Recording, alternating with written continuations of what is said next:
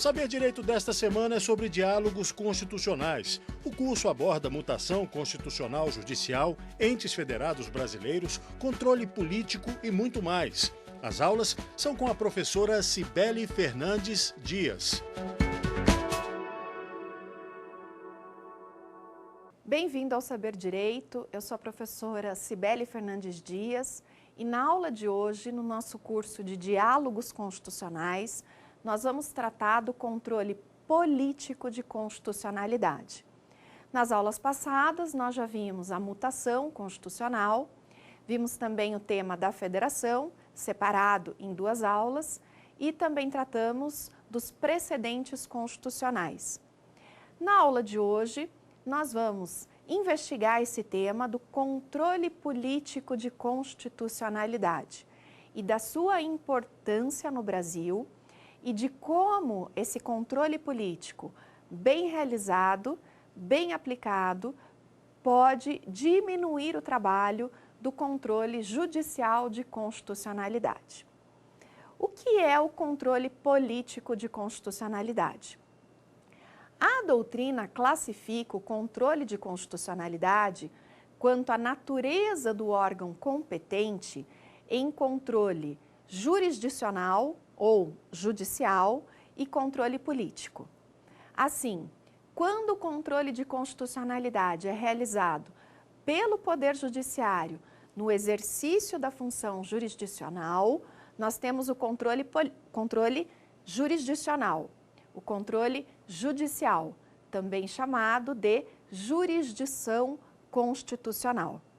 Agora, quando o controle de constitucionalidade é realizado por órgãos políticos, quando ele é realizado pelo Poder Legislativo e pelo Poder Executivo, no exercício de suas funções políticas, a doutrina chama esse controle de controle político. Nós sabemos que no Brasil, o controle jurisdicional, que é o controle realizado pelo Poder Judiciário, é um controle misto. Por quê? Porque convivem no direito brasileiro dois sistemas. O sistema do Judicial Review, que nós herdamos dos americanos e que nasce na nossa Constituição de 1891, combinado com um controle austríaco, que foi criado por Hans Kelsen e foi positivado na nossa Constituição de 46, com a emenda 16 de 1965.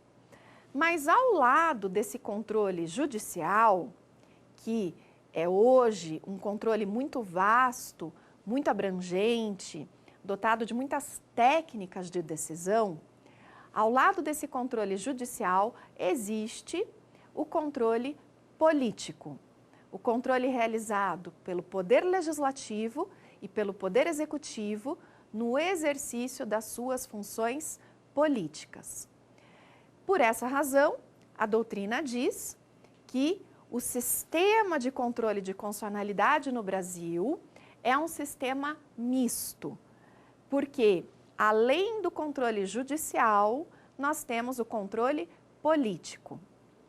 De maneira que a competência para interpretar a Constituição, aplicar a Constituição, não é uma competência exclusiva do Poder Judiciário. Essa competência também é do Poder Legislativo e do Poder Executivo. Ou seja, todos os poderes devem respeitar a Constituição, todos os poderes devem zelar pela aplicabilidade, pelo cumprimento da Constituição.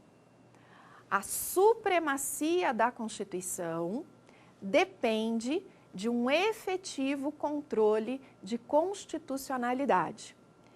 Vocês vão lembrar de uma propaganda que dizia assim, é fresquinho porque vende mais ou vende mais porque é fresquinho, não é?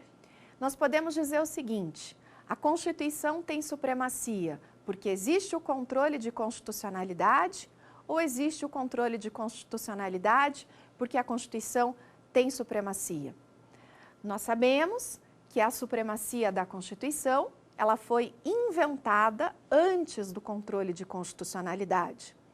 Mas nós também sabemos que o controle de constitucionalidade é a principal ferramenta para a proteção da supremacia da Constituição. Uma Constituição que não é protegida não tem de verdade supremacia. A Constituição, ela precisa, não é, de ter mecanismos de proteção para que ela possa verdadeiramente ser a norma superior a todas as outras dentro do sistema jurídico. Logo, o controle político, que é o controle realizado pelo Poder Legislativo e pelo Poder Executivo, com a finalidade de salvaguardar a Constituição, é uma importante ferramenta de garantia da supremacia constitucional. E o controle político de constitucionalidade, quanto ao momento em que ele acontece, ele pode ser um controle preventivo ou um controle repressivo.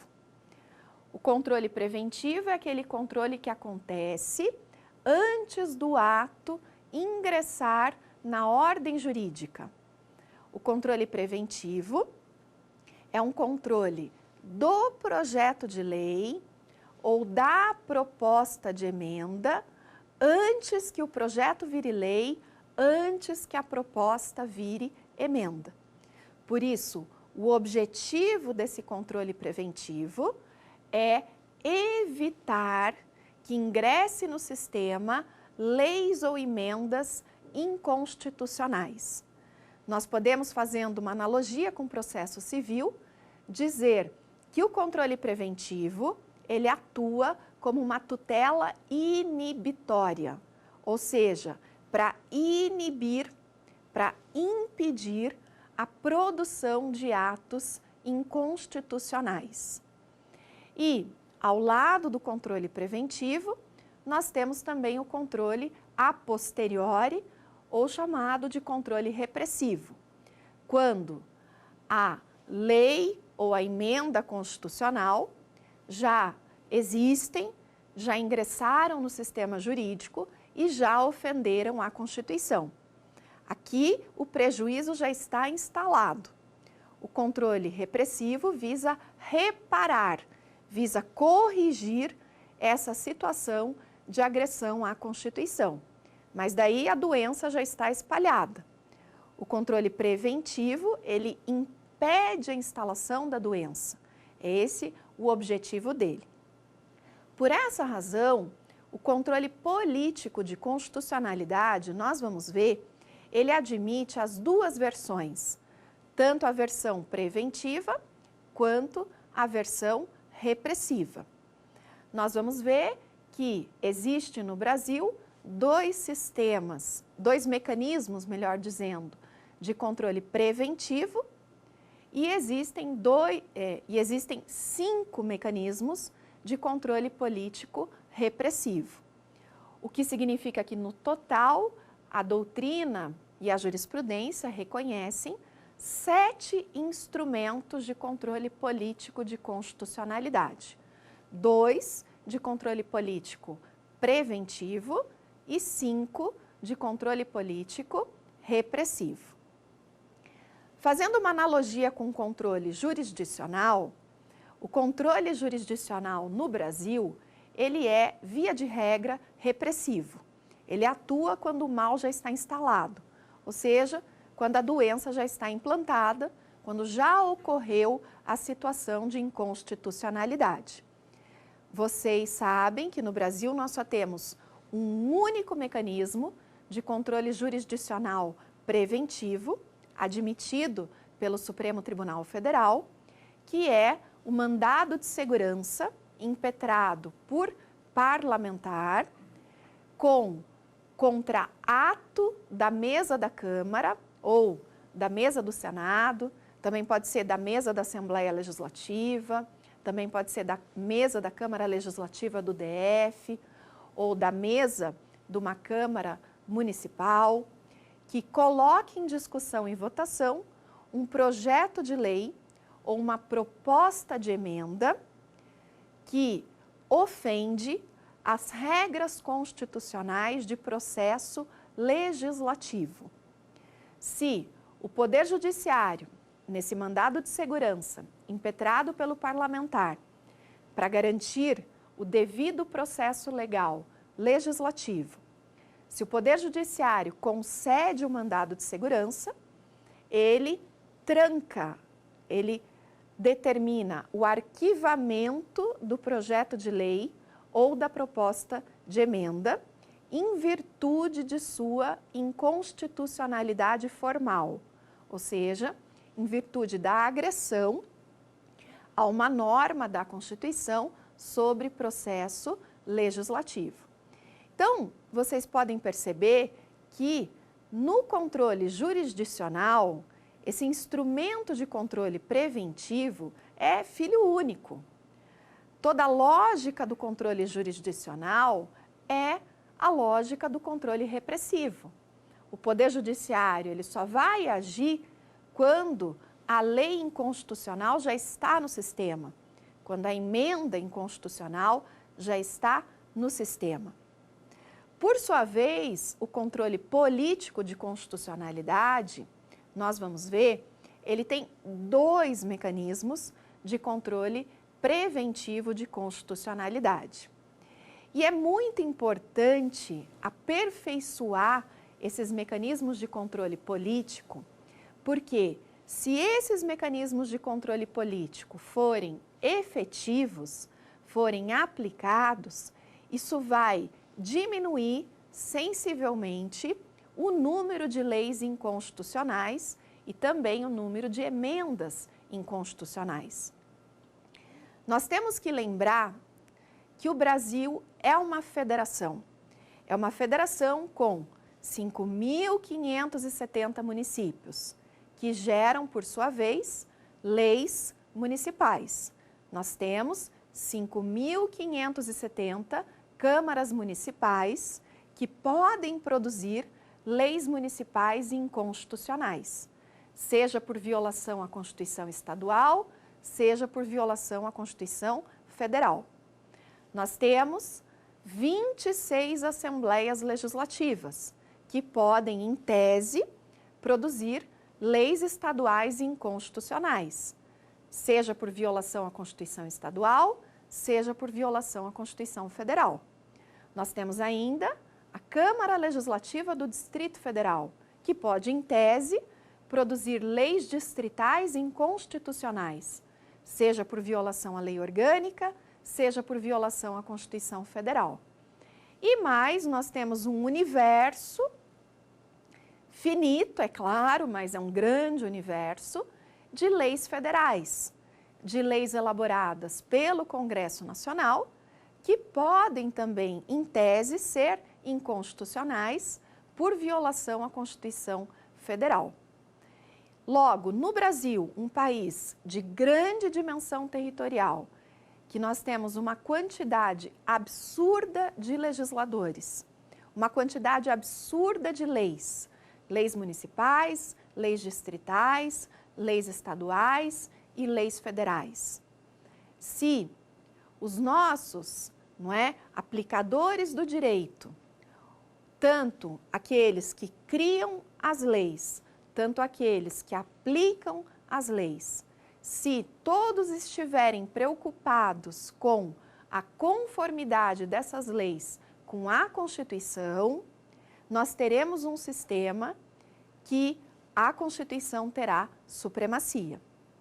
Mas, se do contrário, nós temos um sistema em que os legisladores, aqueles que criam as leis, não estão preocupados com a Constituição, ou aqueles que aplicam essas leis não estiverem preocupados em passar essas leis num filtro para verificarem se elas realmente são constitucionais, daí, nesse sistema, a supremacia da Constituição será só uma palavra, será um texto sem efetividade. Aqui eu lembro uma frase do grande constitucionalista alemão Konrad Hesse.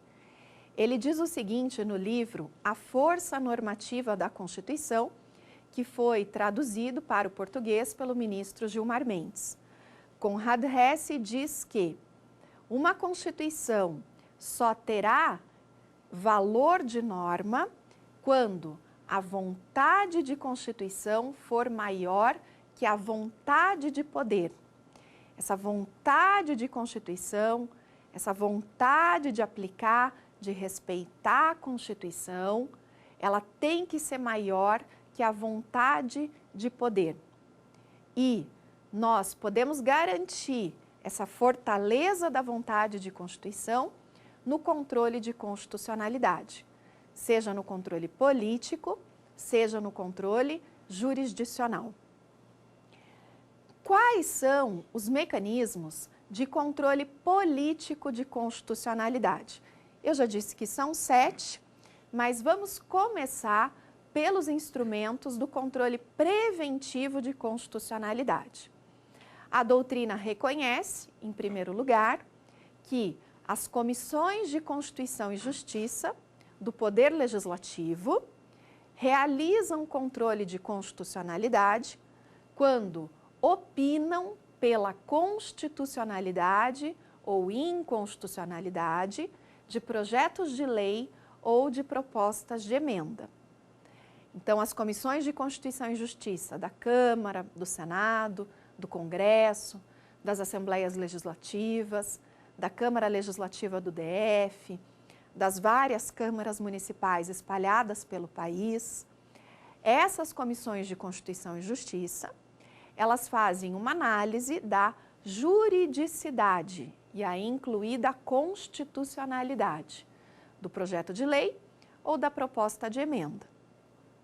Elas dão um parecer e, se elas opinarem de forma unânime pela inconstitucionalidade, geralmente isso causará o arquivamento do projeto de lei ou da proposta de emenda. Claro que esses detalhes estão regulados pelo regimento interno de cada uma das casas, mas geralmente um parecer unânime pela inconstitucionalidade gera o arquivamento do ato, seja do projeto de lei, seja da proposta de emenda. Desse parecer da Comissão de Constituição e Justiça, cabe recurso ao plenário pelos outros parlamentares, mas nós já temos aí um primeiro filtro. É uma barreira que já se coloca, uma análise que um órgão do Poder Legislativo faz da constitucionalidade de um projeto ou de uma proposta de emenda. Esse trabalho das comissões de Constituição e Justiça é um trabalho muito importante, porque essa análise da constitucionalidade, já no comecinho do processo legislativo, pode evitar muitos problemas futuros. E nós precisamos sempre lembrar que a política, ela está toda regulada pelo direito constitucional. Nós não podemos fazer uma política sem a Constituição. A política, ela tem que estar impregnada do direito constitucional. Por isso que esse primeiro parecer que as comissões fazem é um parecer muito importante, que deve ser levado em consideração pelos deputados, pelos senadores, pelos vereadores que vão discutir e votar o projeto de lei. Nós sabemos que os temas da Constituição, muitas vezes, são temas conflituosos. Alguns podem entender que o projeto é constitucional, outros podem entender que o projeto é inconstitucional. Nem sempre esse parecer da Comissão de Constituição e Justiça pode ser um parecer afinado com a jurisprudência da Corte Constitucional. Mas o importante é que ele deve ser levado em consideração. Deve haver uma preocupação por parte dos deputados, senadores e vereadores, uma preocupação Será que esse projeto de lei está de acordo com a Constituição? Será que essa proposta de emenda não ofende uma cláusula pétrea? Essa é uma preocupação muito válida. Daí a importância desse parecer das comissões de Constituição e Justiça, que fazem o primeiro filtro da análise da constitucionalidade do ato. O segundo mecanismo de controle político preventivo de constitucionalidade está previsto no artigo 66 da Constituição Federal e é o veto do presidente da República por motivo de inconstitucionalidade do projeto de lei. A nossa Constituição prevê, no artigo 66, que o chefe do Poder Executivo pode vetar o projeto de lei por duas razões. Ele pode vetar o projeto de lei por contrariedade ao interesse público, esse é o chamado veto político, porque ele usa um motivo político para vetar, e também existe o veto por motivo de inconstitucionalidade do projeto de lei, que é o chamado veto jurídico, porque ele usa um motivo jurídico para vetar o projeto de lei. E claro, o chefe do Poder Executivo, ele pode combinar os dois motivos. Ele pode vetar porque ele acha que o projeto é contrário ao interesse público e porque o projeto é inconstitucional. Daí nós vamos ter um veto político-jurídico ou também jurídico-político. Vocês sabem que a sanção pode ser expressa ou tácita. O chefe do Poder Executivo, ele tem 15 dias para se manifestar sobre o projeto de lei. Se ele não se manifestar no prazo previsto no artigo 66, quem cala, consente. O silêncio importará sanção, é a sanção tácita. E se ele quiser, ele também pode sancionar por escrito.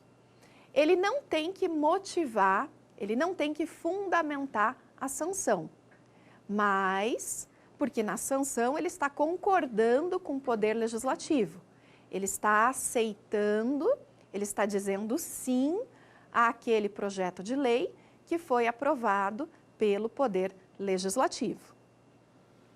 O veto, portanto, tem algumas características que são as seguintes: ele é expresso, ele é motivado ou formalizado, ele é supressivo, não existe no direito brasileiro veto aditivo, o chefe do Poder Executivo ele só pode deletar, ele não pode acrescentar nada de novo, o veto é total ou parcial, o chefe do Poder Executivo ele pode vetar todo o projeto de lei, ou ele pode vetar só uma parte dele, e o veto é superável ou relativo, porque ainda que o chefe do Poder Executivo vete o projeto de lei, as razões do veto são encaminhadas ao presidente do Senado e o Congresso Nacional, a Câmara e o Senado podem derrubar o veto por maioria absoluta dos seus membros.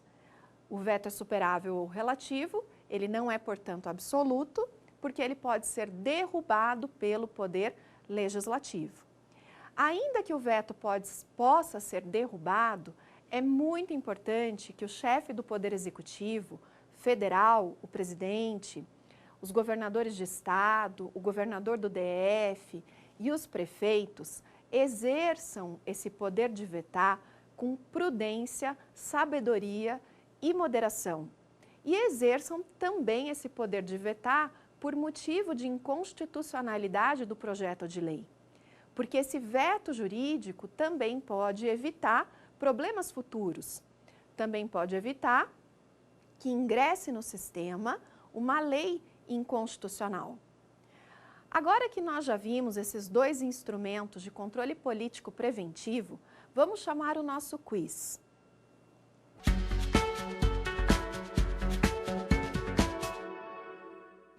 Assinale a alternativa correta. A. O controle jurisdicional de constitucionalidade pode ser realizado por meio de veto do Presidente da República. Letra B. Em virtude de sua subordinação ao princípio da legalidade, o chefe do Poder Executivo está autorizado a determinar que seus subordinados deixem de aplicar leis quando entender que são flagrantemente inconstitucionais. Letra C. O Poder Legislativo está autorizado a aprovar lei em cujos dispositivos se declarem nulas por serem inconstitucionais outras leis de sua autoria. E D.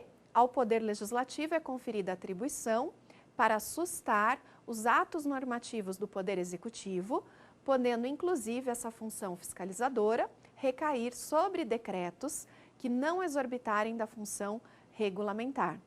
A nossa correta é a letra B. Nós vamos ver, quando nós tratarmos do controle político repressivo, que a jurisprudência do STF admite que o chefe do Poder Executivo, o presidente, os governadores e os prefeitos, autorizem os seus subordinados a não aplicar uma lei quando eles entendam que a lei é flagrantemente inconstitucional. Não há nenhuma lei no Brasil, não há uma norma da Constituição expressa prevendo esse poder do chefe do Poder Executivo.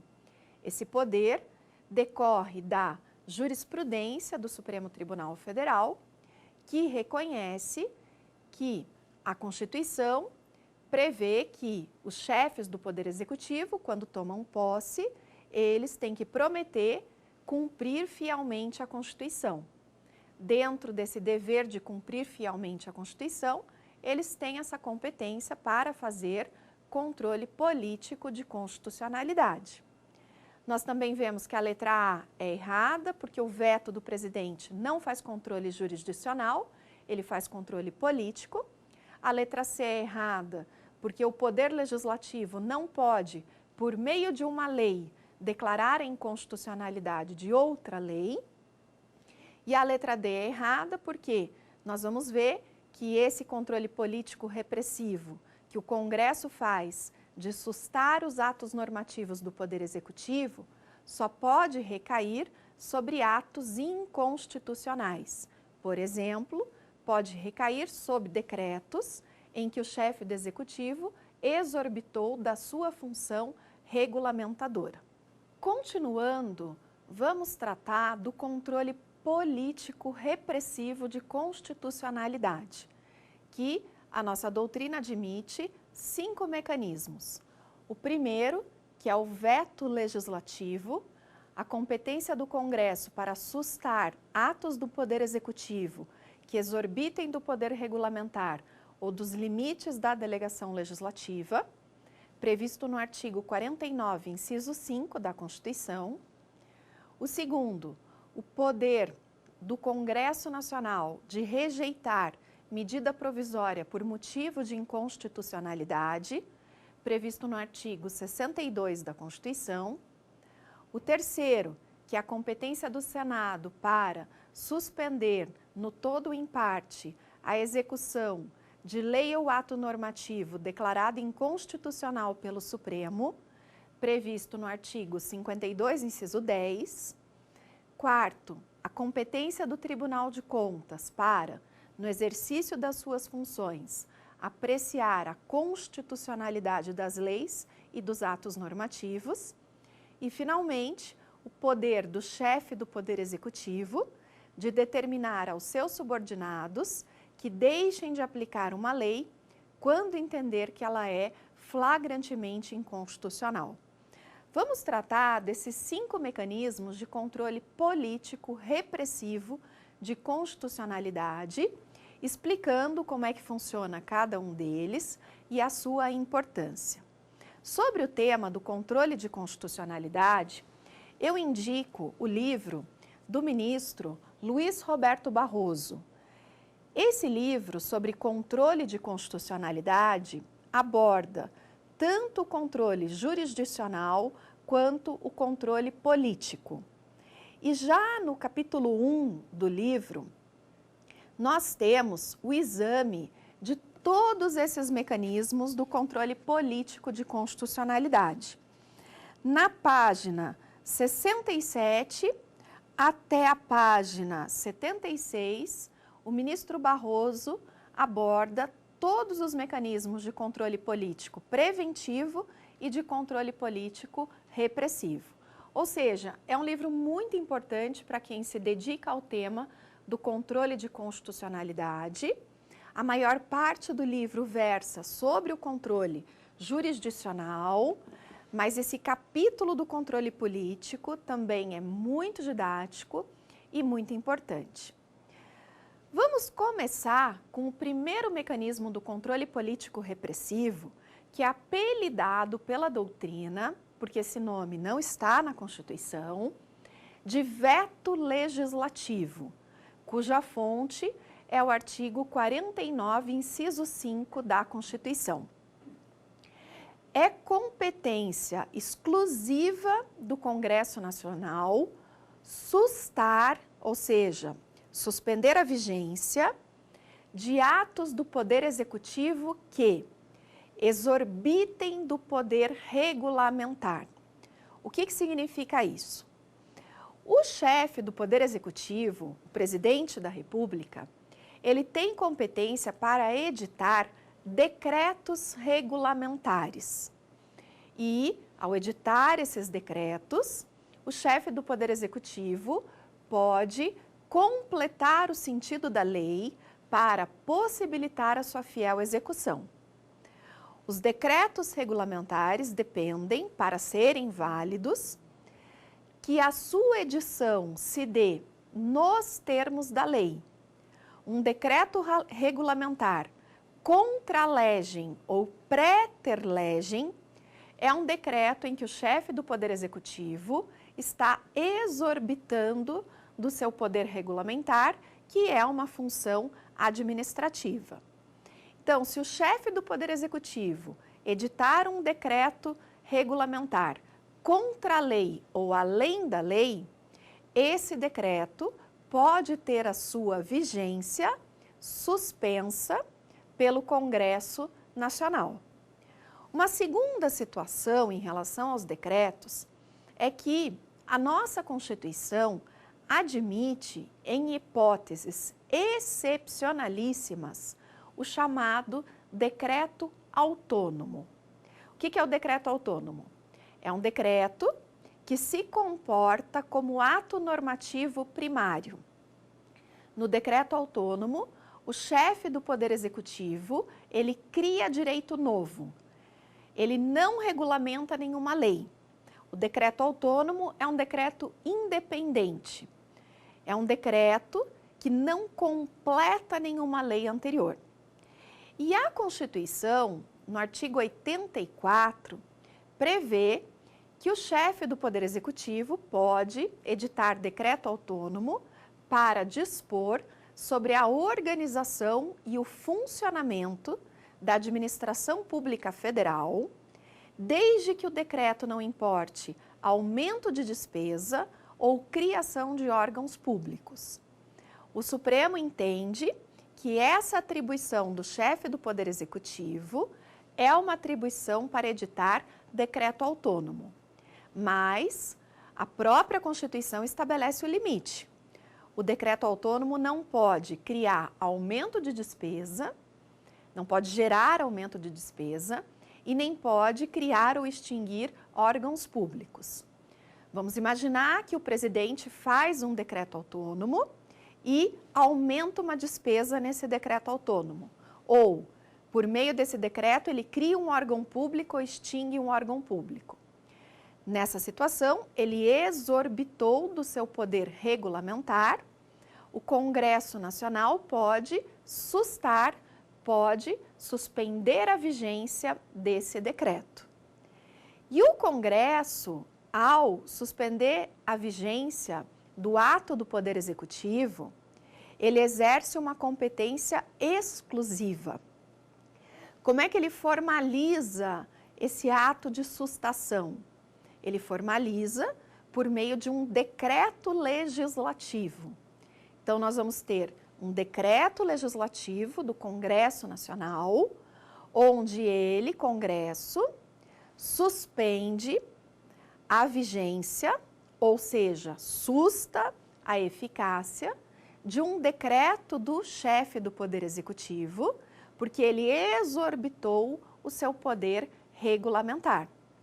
O fundamento dessa sustação é que esse decreto do chefe do Poder Executivo é inconstitucional, porque no momento que ele exorbita o poder regulamentar, ele está violando a Constituição.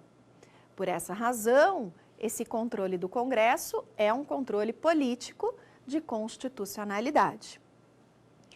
E também o Congresso pode sustar um ato do Poder Executivo que exorbite os limites da delegação legislativa. Daí vocês podem perguntar, mas em que situação existe delegação legislativa? Em que situação o presidente legisla com uma delegação do Congresso? Isso ocorre na hipótese da lei delegada. A lei delegada está prevista no artigo 68 da Constituição. Hoje a lei delegada é letra morta, é um artigo que está lá e não é utilizado. Se porventura o presidente faz uma lei delegada sobre uma matéria que não pode ser objeto de lei delegada, com isso ele exorbitou os limites da delegação legislativa. Poderá o Congresso, por meio de um decreto legislativo, sustar a lei delegada, suspender a sua vigência. Então vejam que esse poder do Congresso, que a doutrina apelidou de veto legislativo, é um poder que o Congresso tem de controlar atos do Poder Executivo que sejam inconstitucionais, em que o chefe do Poder Executivo tenha se excedido, seja no seu poder regulamentar, seja nos limites da delegação legislativa.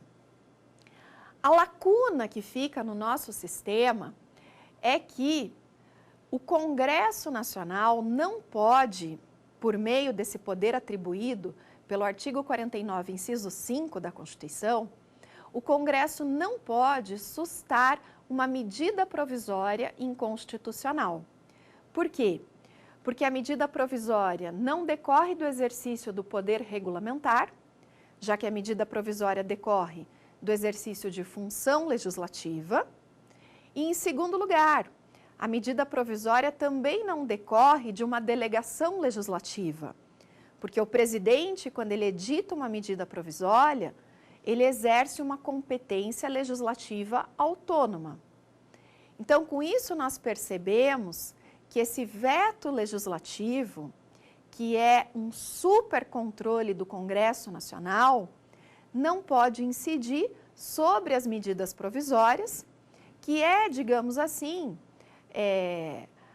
o mecanismo que mais dá ensejo, em tese, às situações de inconstitucionalidade, já que o chefe do Poder Executivo, quando edita uma MP, o faz sozinho, sem nenhum controle prévio por parte do Congresso Nacional.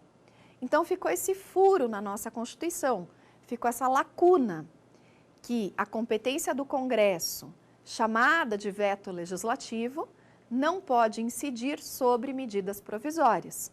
Incide sobre decretos e também sobre leis delegadas.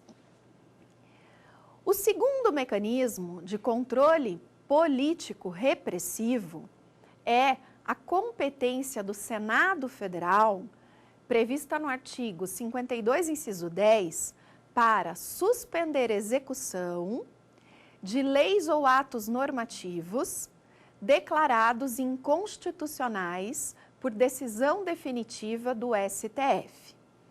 O que é essa competência do Senado?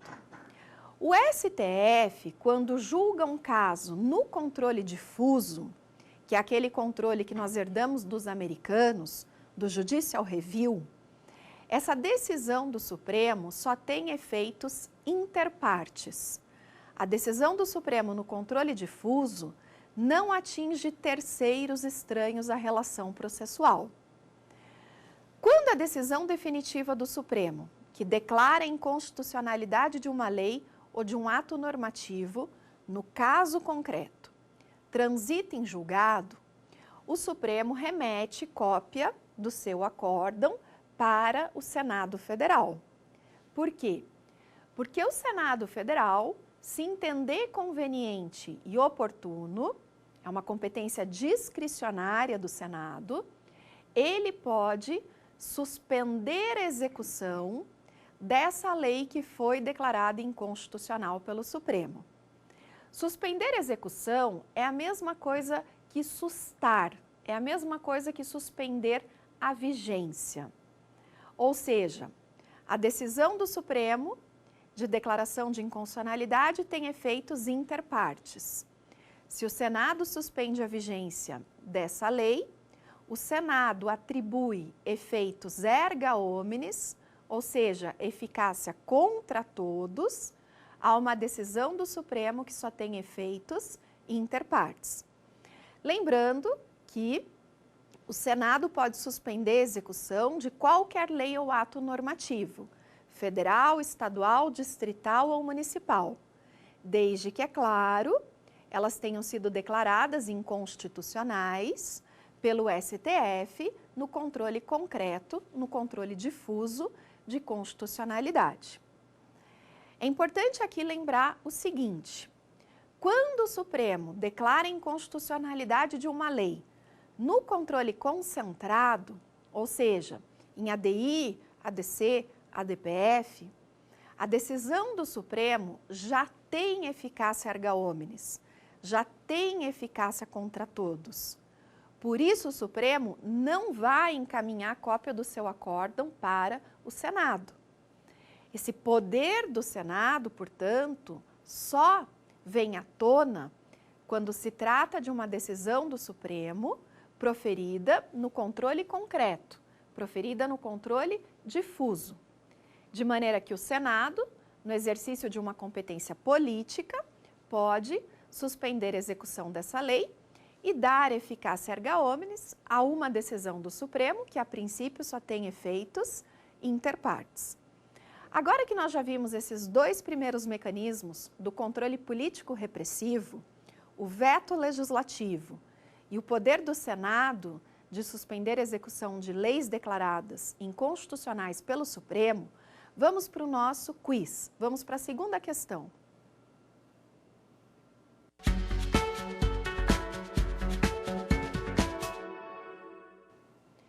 Assinale a alternativa correta. A. É admissível o controle de constitucionalidade de emenda constitucional antes mesmo dela ser votada, no caso de a proposta atentar contra a cláusula pétrea. Letra B. O Senado realiza exame discricionário sobre a suspensão da execução de norma legal declarada inconstitucional pelo Supremo, em controle difuso, podendo recusá-la. Letra C. O Senado não pode suspender a execução de normas estaduais ou municipais declaradas inconstitucionais pelo Supremo em controle difuso. E letra D, o Tribunal de Contas não tem competência para realizar controle de constitucionalidade, porque não pertence ao Poder Judiciário. A nossa correta é a letra B. Essa competência do Senado para suspender a execução de lei declarada inconstitucional pelo Supremo é uma competência discricionária. Ele suspende a execução se ele achar conveniente, se ele achar oportuno. O erro da letra A, nós vimos que nesse mandado de segurança só cabe o controle, aquele mandado de segurança impetrado por parlamentar, só cabe o controle da inconstitucionalidade formal e não da inconstitucionalidade material. A letra C é errada porque o Senado pode suspender qualquer lei ou ato normativo, federal, estadual, distrital ou municipal. E a letra D é errada porque o Tribunal de Contas tem competência para realizar controle de constitucionalidade. Vamos agora ver os outros 3 mecanismos de controle político repressivo. O terceiro diz respeito à medida provisória. A emenda 32 de 2001 modificou o processo legislativo de edição das medidas provisórias. E a emenda 32 trouxe uma grande novidade, porque ela previu que deve haver uma comissão mista, uma comissão de deputados e de senadores, cuja competência é exclusiva para apreciar a constitucionalidade das medidas provisórias antes delas serem discutidas e votadas pelos deputados e pelos senadores. Então, essa comissão mista, que agora está prevista no artigo 62, ela é uma espécie de comissão de Constituição e Justiça só para as medidas provisórias. E ela necessariamente tem que dar um parecer sobre a constitucionalidade da MP e sobre a observância dos pressupostos constitucionais para a edição da MP. Ou seja, a comissão mista vai ter que avaliar se tinha relevância e urgência para editar a MP e vai ter que avaliar também se a matéria que é regulada pela MP é uma matéria permitida ou proibida. Então, por exemplo, o artigo 62 traz um rol de matérias proibidas. Direito penal não pode ser objeto de MP, nacionalidade não pode ser objeto de MP, direitos políticos não pode ser objeto de MP. A comissão mista vai fazer esse filtro e ela vai ter que dar um parecer sobre a constitucionalidade da medida provisória.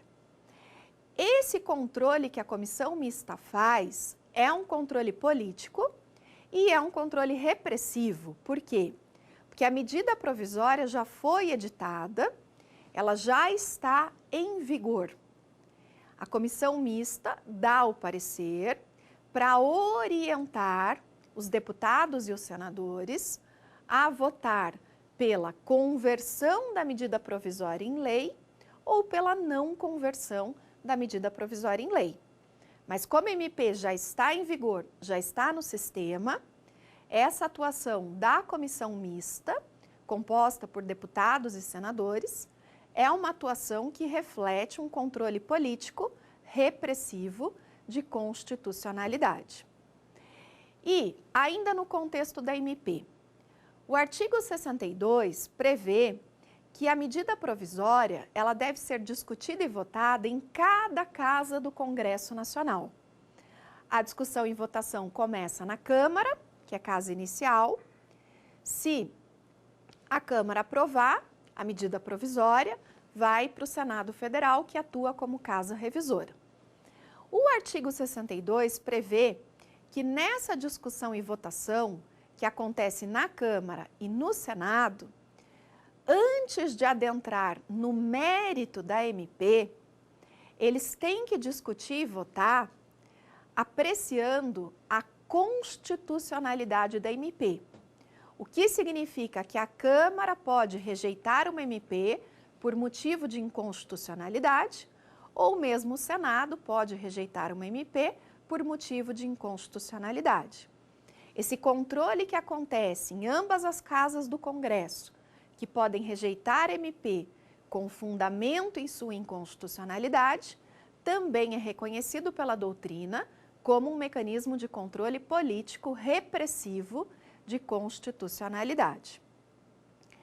Ainda em sede de poder legislativo, o Supremo reconhece, por meio da súmula 347, que o Tribunal de Contas, ao exercer as suas competências, pode apreciar a constitucionalidade das leis e dos atos normativos. O Tribunal de Contas, vocês sabem, é um órgão do poder legislativo que não exerce função jurisdicional, é um órgão auxiliar do poder legislativo, que tem por missão auxiliar o poder legislativo no controle externo. E nessa missão, o Tribunal de Contas, ele dá parecer sobre as contas do chefe do Poder Executivo mas ele julga as contas dos demais administradores públicos. Nessa sua atuação consultiva e julgadora, o Tribunal de Contas pode declarar a inconstitucionalidade de uma lei, num caso concreto, e afastar a sua incidência no caso concreto.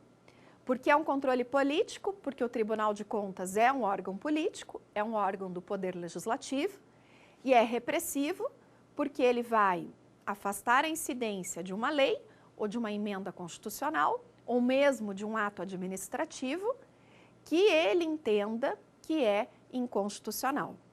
Antes de ver o quinto mecanismo do controle político repressivo, vamos para o nosso quiz.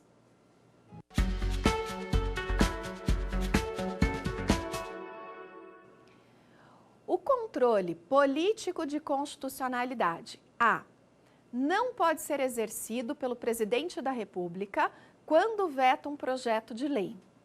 B, pode ser exercido pelo Congresso quando susta medida provisória inconstitucional. C, admite a forma preventiva e repressiva. E D, admite a forma de controle preventivo pelo Tribunal de Contas. A nossa alternativa correta é a letra C. Vemos que o controle político, ele pode ser preventivo ou repressivo. A letra A está errada porque o presidente tem poder sim de vetar por um motivo de inconstitucionalidade. A letra B está errada porque o Congresso não pode sustar medida provisória inconstitucional. E a letra D está errada porque o controle que o Tribunal de Contas faz é repressivo e não preventivo. Finalmente, vamos para o nosso último mecanismo de controle político repressivo, que é um mecanismo, é um instrumento realizado pelo chefe do Poder Executivo.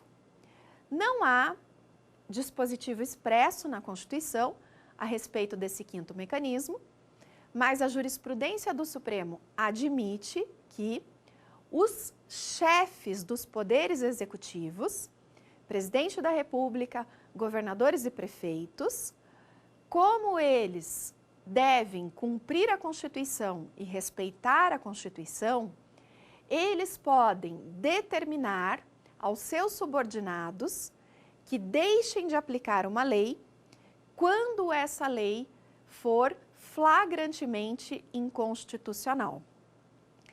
Esse quinto mecanismo, ele é muito questionado na doutrina pela seguinte razão, porque hoje o presidente da República tem legitimidade para ajuizar uma ADI no STF contra uma lei federal ou contra uma lei estadual. Então, muitos dizem, se ele pode ajuizar uma ADI, ele pode pedir para o Supremo declarar a inconstitucionalidade de lei federal ou lei estadual, como é que ele agora, diretamente, sem provocar o Poder Judiciário, vai lá e determina aos seus subordinados que deixem de aplicar uma lei porque ele acha que a lei é inconstitucional. Também se argumenta que, em relação às leis municipais, o presidente pode ajuizar uma DPF no Supremo, se a lei municipal violar preceito fundamental da Constituição. Da mesma maneira, o governador de estado tem legitimidade para ajuizar a ADI no Supremo e ajuizar a ADI no TJ. E o prefeito tem legitimidade para ajuizar a ADI no TJ. Então, esse quinto mecanismo, ele é muito questionado na doutrina, mas a maioria entende que o chefe do Poder Executivo tem sim essa prerrogativa. Com isso, nós encerramos a nossa aula destacando a importância do controle político de constitucionalidade, principalmente para evitar o ingresso no sistema jurídico de atos inconstitucionais e destacando também que essa missão de garantir a supremacia da Constituição não é uma missão só do Poder Judiciário, é uma missão de todos os poderes, do Legislativo, do Executivo e do Judiciário. Quanto mais nós desenvolvermos uma consciência constitucional, quanto mais a vontade de Constituição for superior à vontade de poder, mais nós teremos uma Constituição efetiva. Eu agradeço a atenção de todos, convido vocês para o Saber Direito Responde e até a próxima.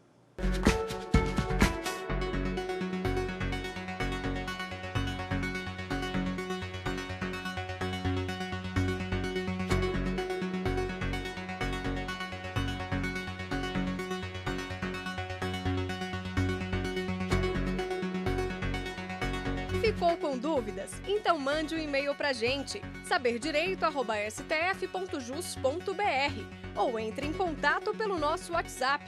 O número é este que aparece na sua tela. Você também pode estudar pela internet. Acesse tvjustiça.jus.br ou reveja as aulas no nosso canal do YouTube, TV Justiça Oficial.